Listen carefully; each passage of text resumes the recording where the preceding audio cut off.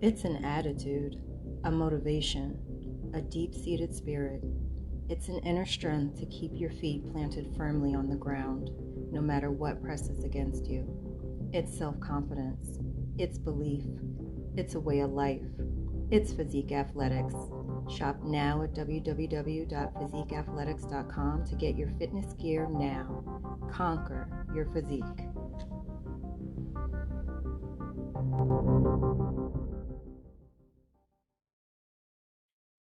Good evening, good afternoon, good morning, whenever you may be listening to this podcast.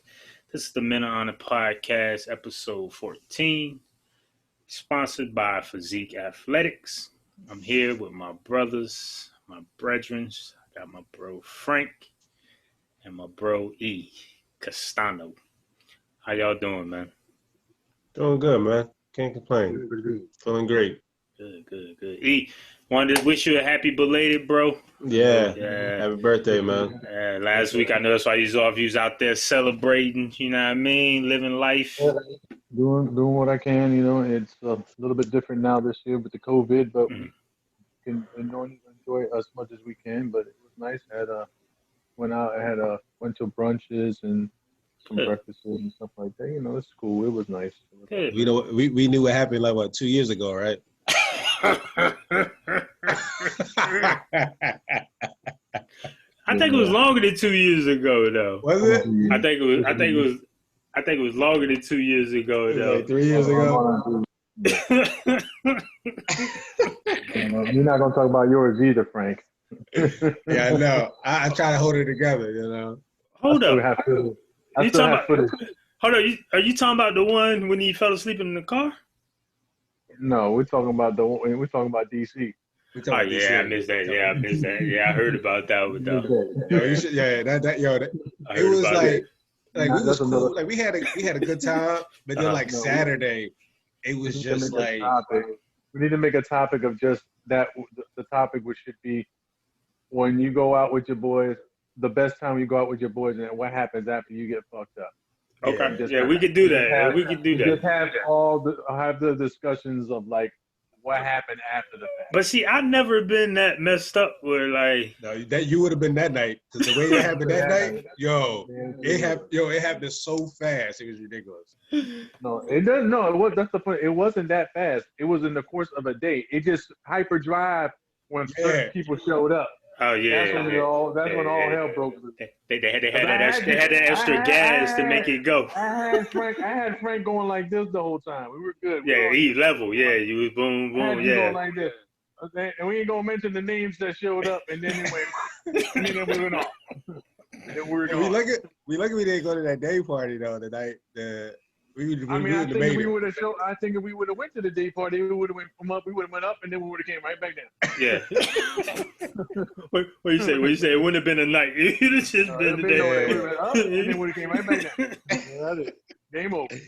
Yeah, that was a crazy night. Yeah, yo, man. I mean, I can only imagine because Frank quick to when he get nice, he quick to just fall asleep just out of nowhere.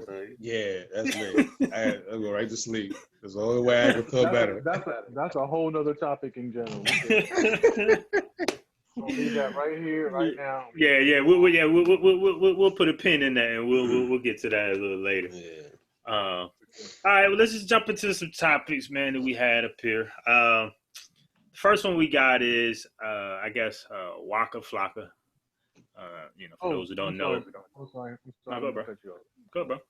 Before we get started, can we just give a moment to the people of Lebanon? I mean, that whole situation, that explosion.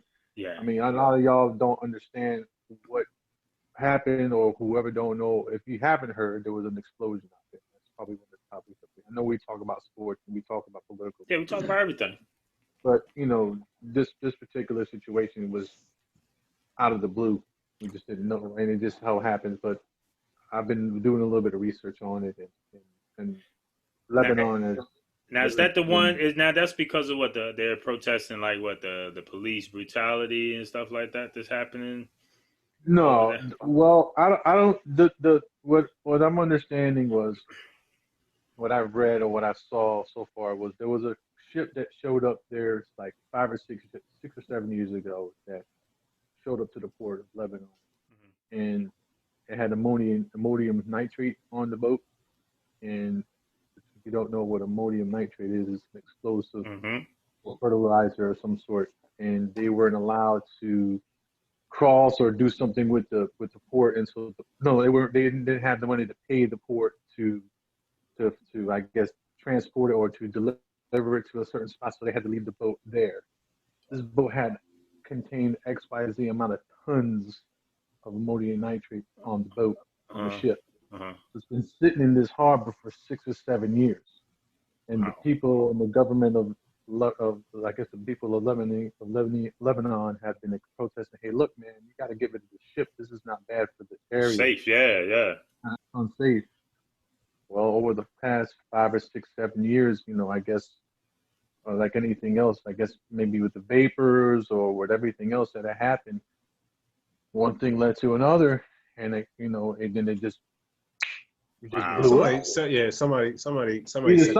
Either somebody detonated it, or something happened to where I don't know how it exploded. How it exploded, but I can tell you, ammonium nitrate has to have some type of detonation, or if it's been sitting for so long, and if somebody can correct me because I'm not a scientist, but it has for that to sit there for so long. I can only imagine there's some amount of vapor or a certain amount of fermentation. If it's like sitting in the heat, you don't know. And being at the heat and the salt water that's around it. I mean, I feel like that's a concoction or something.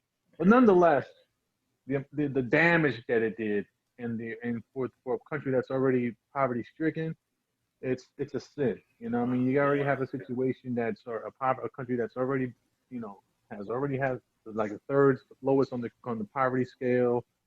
People already were going through problems with Israel and back and forth with them. But the good thing is that even though they were combating with one another, Israel and Lebanon, that they finally, at least they were like, look, man, we may be at each other's neck, but we're gonna help you. And that shows the type of world that we still have, that there's still humanity. That's important. But I just wanted to just give that little shout out that, I pray that. Prayers to the people of Lebanon. Pray in the world, yeah. Because there's a lot of people that died and a lot of people that are without housing. And of course, we have our own issues here in our world where there's tons and millions of Americans that are dying from COVID-19 and so on and so forth. Police brutality. And police brutality, and we have so many other issues in our home neck of the woods. But right now, just that pretty much. There was a video where this lady was getting married, and she was walking around with her gown being, she's taking pictures with her gown on, and all of a sudden this explosion just happens right there while she's taking pictures. And I'll be honest, man, it brought me back to your wedding. It brought me back to your wedding. It did. It literally took me for that split second. I was like, wow, like, what, it's so crazy because that was the most recent one. Yeah, that was the most recent one. And I hate to say I use you as an example, but it just took me back to that for that precise moment. It just went. I just flashed to me. I was like, man, like wow, like what could have happened? Like what could it like any? You just like we don't know what could happen at any given moment in our lives. You can't be. Yeah, you can't. I mean, you can't be scared of death when it's your time. When it's your time, it's your time. You can't sit there and people like, they get upset or like, why this happened? It's God has a purpose for everybody. That's a topic in itself, right there. Though. Exactly. We don't know when your ticket's gonna get punched. But the reality is, be ready to accept it. When you see stuff like this happen in the world with everything else that we have going on here in our home, it's just like, man, it's like something else. Really? Like, you know what I mean? Like, somebody, there's probably a few that some 7 years? 7 years though? 6 or 7 years has been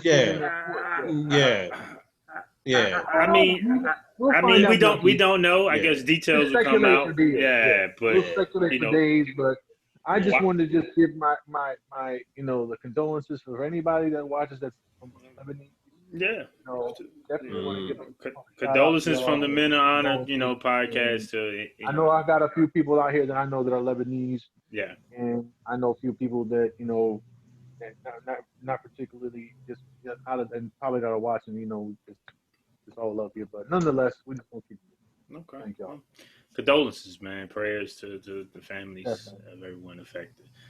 Oh, wow. Well, sorry, no. I mean, no. I'm glad you brought it up, man. Hey, man, that's what it's about. Like, that's something that's important. That should be said. It should be heard. So, thanks, man. All right, let's go to something else. Yeah. Waka Flocka saying that Black people should stop using the N-word. He can't even stop saying that. I was gonna say, like, you know what? I have to say, like, I don't. There's just me being of, I guess, would I be considered brown? Is that what I am? Would I be considered brown? Colombian. I'm Colombian, but I mean, I guess in the population, I'm. Oh yeah, you're brown. Right? Yeah, you're brown. Okay. Yeah. So Light I brown. guess okay, and I'm gonna just ask the question is like, and I'll use it in the slang terms because I know we can talk amongst ourselves here. So is it because, like, I'm brown, so I have the ability to say what's up to my niggas like that because I have brown ethnicity in me, and I have and it's okay for me to say that, or is it because, or it could be the other way around? Like, if I was a white dude and I grew up in the hood, then I could say what's up to my niggas, and it would be okay because I have free credit. No. You know what I mean? Or yeah. Let me hear the question though. Is it because there's different people look at it from three different various spectrums. The white kid that lives in the black neighborhood, he could never use it. He may not be able to. But there's some that do though. There's some that say they do. There's some that do, bro. I know plenty of white dudes that hang out with black dudes and they call each other niggas what? all the time. Bro. Yes. All the time. I wish a friend of mine would say something like that to me. I'm telling you the truth. I know plenty of white dudes. It's something to do, real bro. dudes. I'm talking about real white dudes that grew up in hoods. Like hoods. And they call other African Americans. Yeah, like, what's up, nigga? Yeah. How you doing? Like real. Oh, that's my nigga right there. That's and I'm gonna say that's my nigga. Like, that's my nigga. You know what I'm saying? That's a code of ethics, though. That's a code of ethics. This is a question I'm imposing to the people that are watching, or the people, because is it because of is it a race because of am I brown, or is it am I even allowed to say it because I'm not? Well, at the end of the day, do you not even say it at all? No, at the end of the day, everybody that's from like the Caribbean islands, Puerto Rico, you guys are considered black. You know what I mean? It's just because that's where you guys got dropped off at. You know what I mean? So for Hispanics, we can put it as that. For Hispanics to use it, I mean, I guess it depends on the person, because if they use it amongst, like you use it amongst Hispanics, that's okay. But then if you go into another neighborhood and you try to use that to somebody else that don't even know you, now it's like it could be a problem. It could be a problem. And this is the thing, so because and I ask this because some people don't know how to ask the question. So in New York, we got Dominicans, Puerto Ricans, Cubans, Colombians, Venezuelans. And we consider all you guys black. At the end of the day, we consider you guys black. And you say that, but but the Dominican, the Puerto Rican, the Mexican, they might say, hold up, we ain't black, we Latinos, and they'll automatically stop and say they want to know, they want they own. They want to be recognized. But they can't. But if they go back to history, in America, and a police officer or whoever's, if a person of authority is looking at that individual as they pulling them over, or as they're doing it, look at him as a nigga. Depending on the color of their skin, is then it's like he's a black dude, or he's a brown dude, or he's whatever. So my guess that's the question I'm imposing. That doesn't really, because if a Hispanic guy gets pulled over, he's gonna have more leeway than a black guy.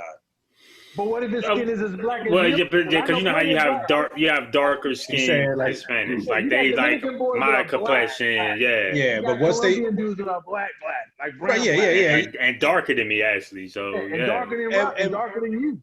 Yeah, I mean, and then in that instance, most of them, I mean, they're gonna be considered black when they couple them. Yeah, but I think that's when the language will come into place. But hold on. Let's say they don't have. Let's say they don't have a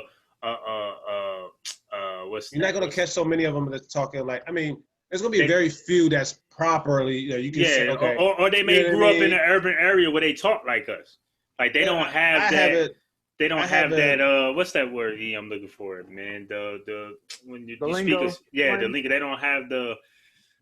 Yeah, but that's like Big Papa. That's like Big Papa. What's his name? Ortiz getting pulled over. But you can hear though that his accent. You know what I mean? You can hear his accent. So you know what I mean? They might look at him. But you got some that don't talk like him. You got some that talk like me and you. Because that's very very few. So back to to conclude the N word right now. Mm-hmm. Now within the black community, we all know that word gets thrown around in the black community. Well, I mean, see, that's the thing. I think me and Rock was talking about this. I think if you among your people that your peers or your homies that you know every single day that you hang around with, that's okay. But if I meet somebody new that's African American, I'm not gonna start using that. Oh, yeah, you don't just come out like, "What's up, nigga?" Like, you know what I mean? Even I'm being introduced, I'm not gonna use that. You know what I mean? Yeah. I wouldn't use that term and that terminology around them, just because I'm not. You know what I mean? But if it's somebody like my, even it's a term of endearment. Like I'm gonna say, "What's up?" Like that's my nigga right there because you. Like y'all, my brothers. Like, that's my nigga. And I think when you're younger, you use it because you have no sense. GA, not ER, GA. Like right there, like you hear how you say like you almost kind of like reserve to say the word my nigga because it's not rock because it's because you don't even feel comfortable even saying it like that. Because I think it's and I think because I mean, do you understand what I'm saying to you? Yeah, I think at an early. Yeah, I think at an early age, you use it. Because you're growing up, that's just like nigga, fuck you. You know what I mean? Yeah, but and then I think it's something that you use because you're mature, and then you're mature as a grown man, and now it's like, you don't say anymore. And I think so it's a maturity level. Yeah. I think so. Even now, I don't really. You know what I mean? Say it like that. Say it like that. You know what I mean? And if I do, it's subconscious. Like it's like.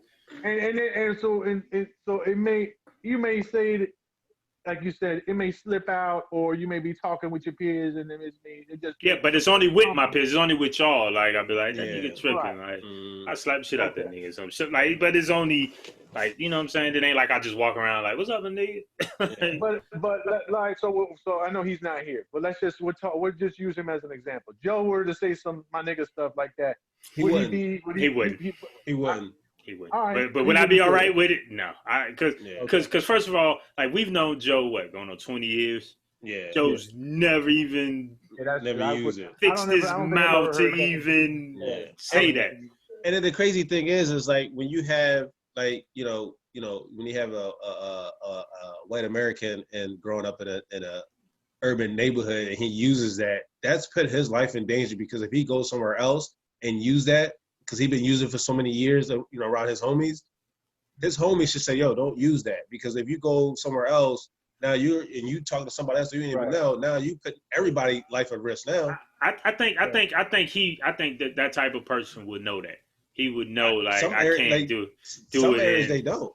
And then that's why you hear stories or read stories about him getting smacked the shit out of him. That's why and that's why I say I feel sorry for them because it's like. They should at least tell them like, "Yo, don't use that word." Like, period. Don't I'm trying to think that I know anybody.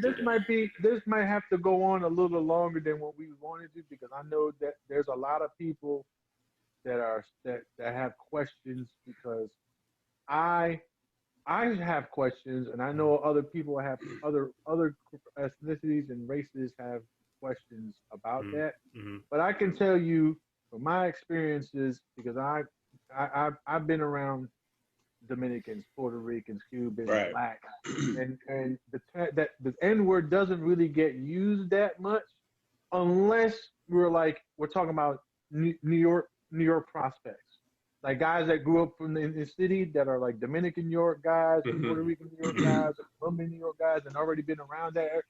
And I don't even think it just, like you said, I feel like it just depends, because you got white guys that live in New York, you got black guys that live in New York, and they all hang out. All types of races, yeah. And I'm using New York, as an example, because I just feel like New York is the melting pot. So I just there's all types of ethnicities, and But nonetheless, the N word, I feel like probably the N word probably gets tossed around in the city more than anywhere, because there's so many different ethnicities there, and it's urban.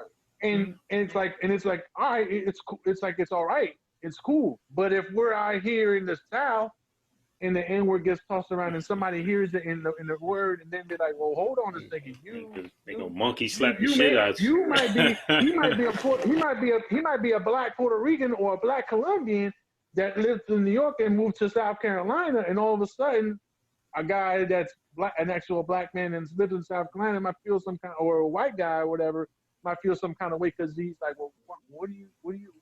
Yeah, I mean, if that happened to me, and I don't even know the person. Yeah, if I don't know that person, and he used it. If you hear that word for all your entire time, if you've been in one place and then all of a sudden get moved out and put into another location, then what? Because now you're a product of an environment, and you put them in another.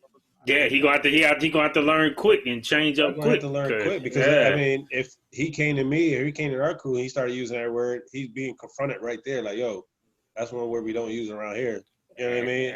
And if he swings on Frank, then he already knows what's coming after that. Like, you know what I mean? So I bring scenarios to situations because I like to hear the topic. You know what I mean? But it's gonna be okay. And I don't think I think people now are just trying to correct too much things that don't need to be correct. Like that comes with maturity. Like, yes, you use it when you're younger, you know, when you're kids, and you know, and it's just so many different urban areas where you're gonna have to get that out of people's vocabulary, and it's tough. Yeah, that's the part of the culture.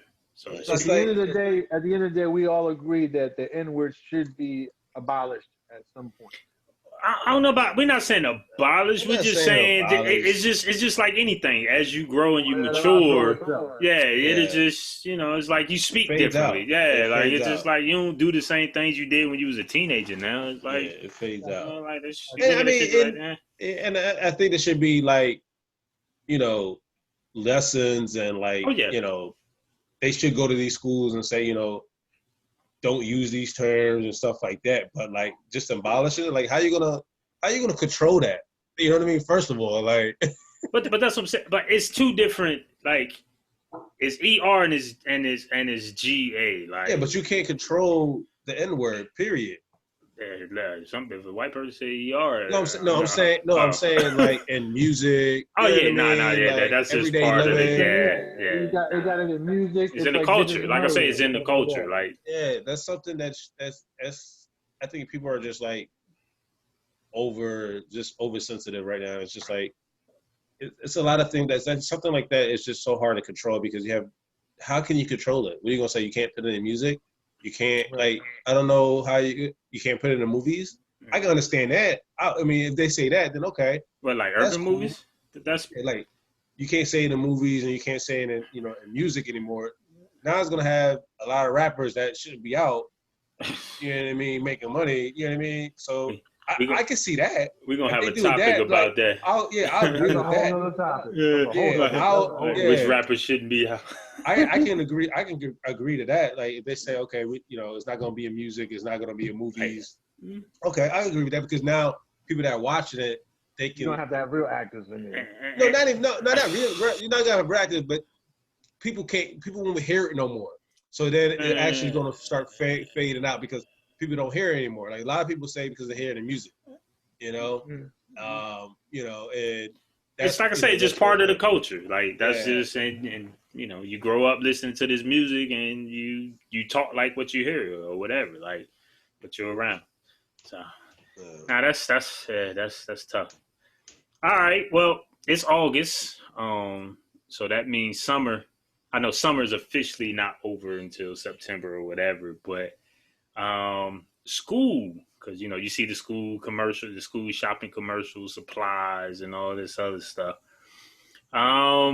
First of all, like I know your kids is older, ain't no school, but like Frank, like has your kids school district like said how they're going to do school this year? Do you think they're going back to actual school, or is it going to just be virtual? They're gonna have to. I mean, I know when this whole thing started, my kids go to Catholic school. They had virtual towards the end of the year. Yeah. So I don't see, and kids got their work done. So I don't see why they shouldn't go back to it. It's just the fact of school sports. You know what I mean? Like my kids play sports, so it's like, how's that going to take effect? I'm fine with the virtual. Like going to school, I don't know. I wouldn't recommend it, just because now it's like you put my kid at risk. Yeah, because you don't know what these other kids. For 8 hours, like if they're coming hours. with it, and vice versa. It's like it could be like a terrible cycle where it's just passing around, like the flu. Around. It's like the flu. Like, it's like the flu, and it's kids get sick constantly during the school year. Food bug and all this other stuff. So I think the virtual would be. They're gonna have to do virtual because parents are not gonna put their kids at risk. Hopefully they don't. But the ones that have to work and they have no choice, those are the ones that's going to be might be affected. That that's going to be the hard part. I mean, and you said something that I was just going to say. Like for the parents that have to work, like you could be fortunate enough where you can work from home, but not everyone has that option or capability, right, or available to them. So, like school is, as we said, like it's like a safe haven. It's like a daycare, for the kids. But it's that they're there. They're going to be there for 6, 7, 8 hours, whatever the time is, and they're safe there in one place. God willing. But I know in like this school district, Horsham, they're talking about doing. Some students come in this day. A group come in that day, and the days you're not actually in the school, you're doing virtual. So they're rotating it. Your kids go to a Catholic school, which is private or whatever, but in public schools, they only get the funding when they have the kids. Like the way the government's trying to do it is the kids have to be in school at some time. Like however you do it, they have to actually come into the building and be there. Well, they shouldn't have scared everybody with this whole pandemic thing. So it's like, what do you want? Because then in the beginning of the year, when the end of the school year last year, you was like, oh, all schools are canceled. Yeah. But now, like people getting frustrated. Yeah. Now people getting frustrated being home and can't socialize with people. They don't know what to do with themselves, and it's like, be productive. This is the time to be productive right now. This is the time to get away from some type, I just think this is the time to be productive. Whatever you wanted to do, this is the time because you have the time to do it. Yeah. Be creative. People are just, I don't know. It's just sometimes people just rely on one thing and try to rely on it, and then it just, I don't know. It's just people get stuck in a reality. It's routine. Like, it was so routine that it's just like now it's different. Like, well, how do we? Like I say, this is the new normal. Like, how do we move forward? Safely now, you know what I mean? You want? I know you don't got no kids. Anything you want to? I got kids. I'm talking about school days kids. My bad. What are they doing in college though? Hold on. You don't have kids. You have young adults. You have young adults. I got grown ass kids. What they doing with college? Like are they doing? It's like college. Everything's virtual. They're doing everything online. Mm-hmm. Yeah. Everything. And I'll say that the best way to do this is to control this is just keep everybody at home and do everything at home. Yep. Yeah. That's the safest way. Then you know what's going on. Now I know that puts a strain on mom and dad at home, and it makes things difficult for the daycare aspect of things and all that stuff. But you haven't had any daycare now for God knows how many months. But daycares is open. Yeah, some Okay, daycares all are right. open. So Daycares is actually open. So you've already been functioning like this already for the past couple months already. Yeah. So I guess my thing is it's already been working this way now. You might as well keep it going because there's no the college is already stopping. All these professional sports are stopping, and all these things are stopping. You know what? Like, School shit too. they might as well. Like, you know what? Why are you going to try and put your kids in the problem? But what about schools like in Philly that don't have the capability? The funding and capability of doing virtual. I don't know. You know what I'm saying? You got a point. You're right. And again, this goes back to either your governor of the state needs to figure that out and go talk to the people up top. But I guess that's like talking to a brick wall. Yeah, right. And I understand that. You know what I mean? So I don't know. I don't have the answer to that because over here we have issues like that here. Yeah. So I'm sure all cities got it. In certain cities, there's more. Where certain cities is more help than there is others. You know what I mean? And that's just. I mean, I don't have the answer to that. Yeah, and that's why I was saying, like in those low income communities, like that's where the issue is gonna evolve from because it's like those parents have to work. They have no choice to work, and they have to send their kids into school. Like, all right, like. And some kids need to go into school because that's where they get their meals from, and that's where they, so like that's where it's going to be. That's where it's going to be tough, and that's again, it's population control. Yeah. Right. This is where all it stems from because it's all an agenda, man, to control population. It's a number of things, but yeah, that's definitely one of the.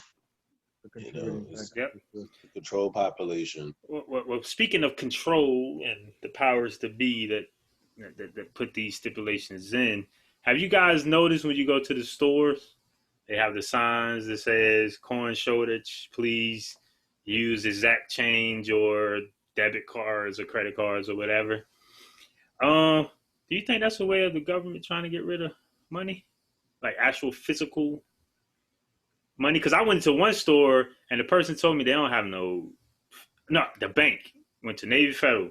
She said they didn't have no hundreds, no 50s. She said she had all the 20s that you wanted, like, but I was trying to get a couple bit bills and she was like, nah, we ain't got that. The bank. I don't think the government are trying. It's just this was going to happen. People that's in the cryptocurrency world. We knew that this was going to happen because they're going to keep printing money where they can't control it, and they have to figure out, like with a pandemic like this, to give money out, but can't give it out to banks and stores and your local stores because the money that they have to print out have to go to the people or go to certain fundings. But if the people getting it, why? Like, shouldn't they be spending? Like, so it should somehow circulate back into the economy, right? Like, that's what but remember, banks get theirs from. The Fed. The Fed. So and those bills are marked and tracked into the system. Mm-hmm. So the money that's out in circulation, yes, they're already been marked. They already been marked. They're already in translation and being passed on and everything like that. But the bills that go into the bank, those are actually new money that comes in. So you can't sit there and say, like, where would they get their money from? They can't get the money from the Fed anymore. Why? Because they're printing money out for the economy now. They're printing their money out for all these different $1 trillion loans and stimulus packages, everything like that. Like the banks is not even on the totem pole right now. Well, in order, like I know to get like a PPP or something, you have to go through the bank. Well, but that's how the bank get the money, but it's all electronic. Oh yeah, but that's what we're saying. Banks don't have money. Like you go to the paper. bank, banks don't have money. Even when you go for a loan, if people go for a loan, it's not there. Yeah, it has to be electronically put into it. They don't get that. They get that. They get that loan from another either bank or from somewhere else, which is called a promissory note, saying, okay, here's this promissory note saying, yeah, we're going to pay you back when we get funds in through the bank, but they don't really have money. So that's the point. Like, is everything they're trying to get rid of the actual physical and just do everything electronic? I think because everybody owns a debit card and they're trying to get everybody to run to electronic debit cards probably is why. But at the end of the day, people need something to hold on to. Meaning like physical wise. Physical hand, okay. You know, and people that's in the crypto world, we always knew that this was going to be a problem. Because you're just going to keep printing out money, where it's going to be worthless. It's going to be to a point where it's ration now. Like, you see it now. You go to stores, we need coins, we need this, we need that. But with cryptocurrency, you cannot never run out of anything. You know, so. Even what you think? I mean, I don't know too much about the cryptocurrency portion of the program or the Bitcoin or anything of that for that matter. So I can't really speak too much on it. Only thing I can tell you is that money, whether it's physical or electronic, is needed. So if older people that are ancient say, oh no, I gotta have my dollars and I gotta have my coins, they're gonna be pissing and moaning about having coins and dollars and paper. New wave people, millennials, cryptocurrencies and Bitcoin, that's the new wave of money that's coming in. So there's a battle. All right. You got the Bitcoin and the cryptocurrency, and you got the people that are like, I need the real money, right? So now they're like, all right, so let's try to filter out some of this money and let's see how we can please the masses on one side over here and say, all right, let's try to filter some of this Bitcoin cryptocurrency in, and let's start trying to filter out some of this hard money out and see how the people react, right? If that's a way to look at it. I feel like that could be the beginning stages of trying to see how the masses react to certain things. Because like Frank said, Bitcoin and cryptocurrency is like a new wave of money that's coming in. There's no doubt that you can make a lot of money on things. And the government's trying to actually control it. Yeah, find a way to control it and regulate it. There's no big secret about it. Yeah, you can make that, but there's also a factor that you can always counterfeit money. Counterfeiting money on our here has always been something that's always been a big issue. You can always copy a dollar. You can always try to counterfeit big dollar bills, and that might have been an issue. R.I.P. to George Floyd, because that's what he supposedly died over, right? A counterfeit. Right. He was trying to counterfeiting money. So now, whether or not they're trying to give it to the coins as an issue because there's a shortage of metals or whatever, that's part that's strange. Like the coins, though. Like, what is people like just keeping like a piggy bank and just keeping it in the house because they're afraid of the pandemic and they just. I mean, people keep coins. I mean, I know you have a coin in your car. In your car, right? Bro, I got the big 5-gallon water so thing. That's why people keep a coin, because they're trying to. That's I got one my thing to right save it. Exactly. I just start changing it. Yeah. Everybody keeps that 5-gallon jug for a backup plan in case of an emergency. Yeah. And plus, you got to remember, we in a pandemic where some people are not getting money. Period. Yeah. So there's no money to be circulated. Yeah. No, that's true. Yeah. You know. So probably now what's probably happening is that people are reaching into the coin bank and they're dropping in, they're going to Food Line and they're dropping in that money in that coin star. Yeah. And all the coins are being used now. And whatever's happening now, what happened with the coins now, I don't know what's happening. But yeah, that's what's strange. There is a gray area somewhere in between the Bitcoin and the real money and possibly the counterfeiting and all that stuff. But yeah, but remember that stuff that goes in the coin star, that goes to the store owner, that go back in their circulation. So like, I don't know. I just do that as an example. I don't know. I mean, Navy Federal has their own Bitcoin. Where does that money go when you import it in the Navy Federal? The one up here don't have one anymore. Yeah, like they took it out. I remember that, John. Right. But you remember everything's a chain reaction. So you got to look at these stores like CVS, Walmart, all these other stores. Yeah, they might have money circulating in there, but they have to pay their vendors and their stuff to get in, and that's either a check or some type of electronic You know what I mean? Payment. So there's no money being circulated. So that's why like that's true. It's always like a chain reaction of things, you know. I don't. Again, I just like I said, there could be a way of kind of filtering something out to try something new, or there's like I said, there could be. Because money. I don't know. Yeah. You know what I mean? I think they're trying to go. I think they're trying to figure. They're trying to test this cryptocurrency out to figure out like. Because they already got like regulations and stuff like that and play now and in order to control certain things in the U.S. Because I know some banks already have it. There's certain trust funds that have, cryptocurrency. Mm-hmm. Coinbase is actually a U.S. based system that has it. It has regulations already. So they have their own KYC. So I think this is a way for them to try to implement it into the U.S. where they can kind of control it, because when it came out in 2016, 2017, 2018, there's a lot of people that became millionaires that nobody knew about. Mm-hmm. And they're like, oh, how the hell they became millionaires? Because it was in crypto back in 2013, 2014. And then when 2016 hit, it was just like a flood of millionaires. It's like, what? And that's what they were scared of, because they were scared of middle-class people or low-income people that was doing their research becoming millionaires. You know? All right. Well, that was a good one. I know Joe would have loved to have talked about that. That's Joe's skill. Yeah, I'm pretty sure he'll. He always hit me up. Yo, man, what about this crypto? I'm like, I stay with my my full files. I only do like so many of them. Yeah, I keep faith in like probably like 4 of them.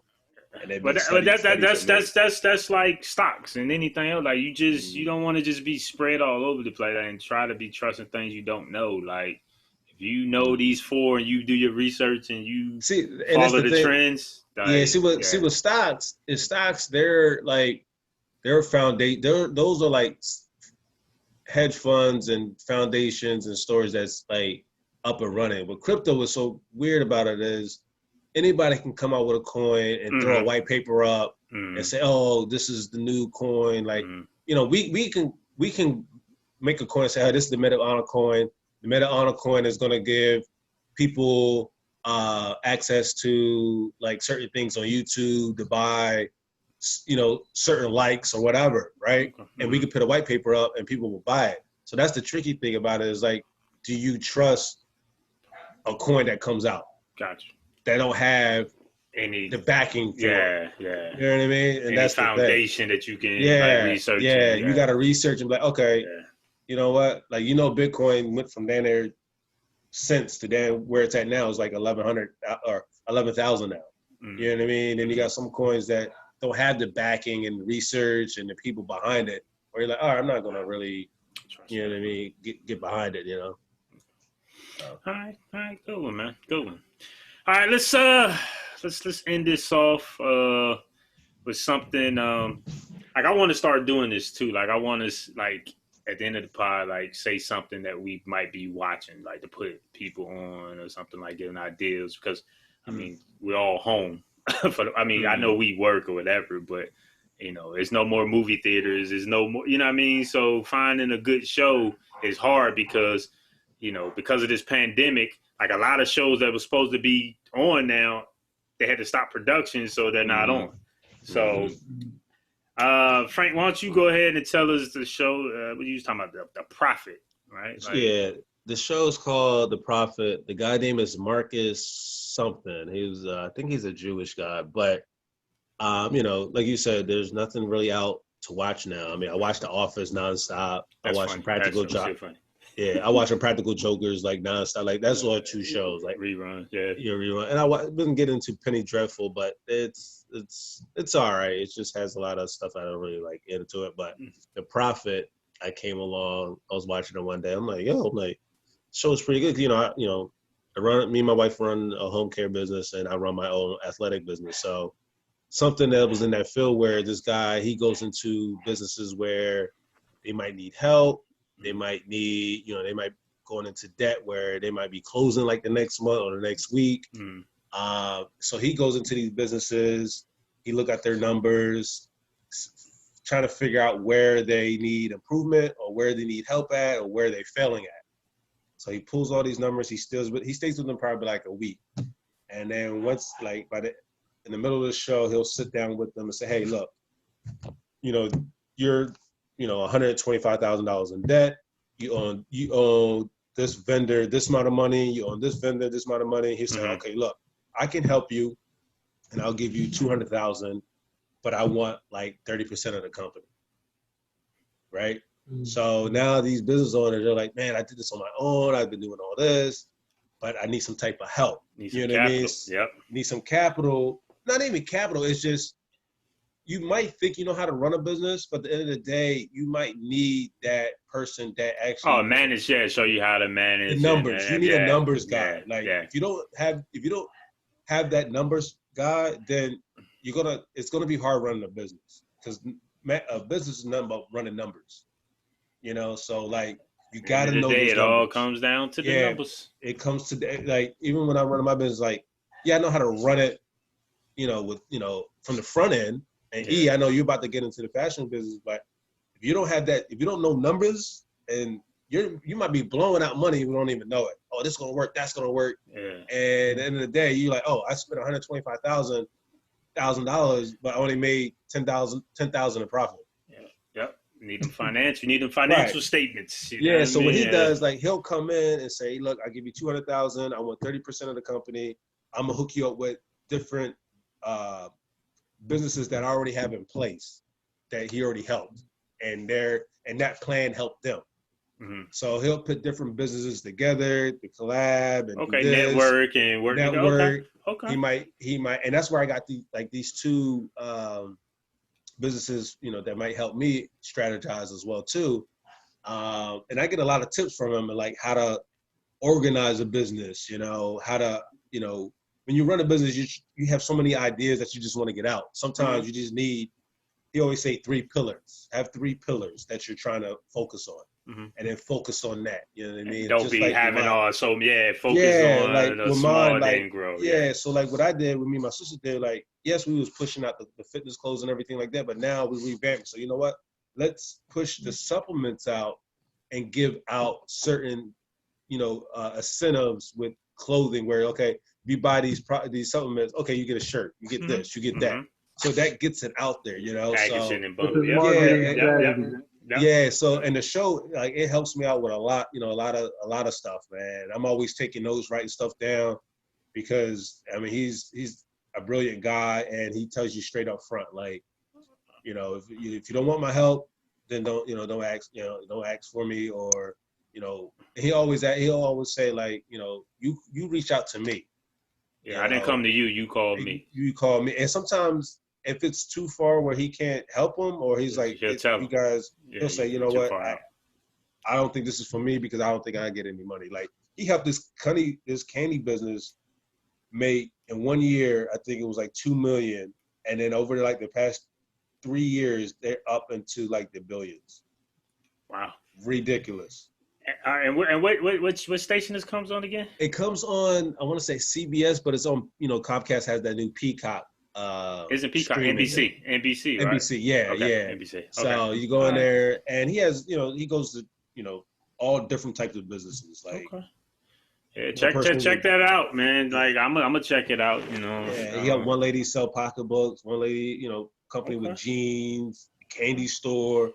Yeah, he definitely give it a try. He go in there, he helps them, and they always, and when he helps them, that's why he say, like, I need either 30, whatever percentage he needed that company to keep that company running, because at the end of the day, he's losing money too. Mm-hmm. There's a risk, so he wants to have some type of reward if he's and sometimes he may get into a chain. So, like, if you're successful in this one, this one business, let's open some more. Let's open more. Let's open more, and then it's like, now you got a whole stream of income now. Yeah, and then you become the next Walmart. So, and I think it's a great show, because especially if you're in business and trying to get into that field of being creative, it's a great show to follow, because he has a lot of insightful stuff.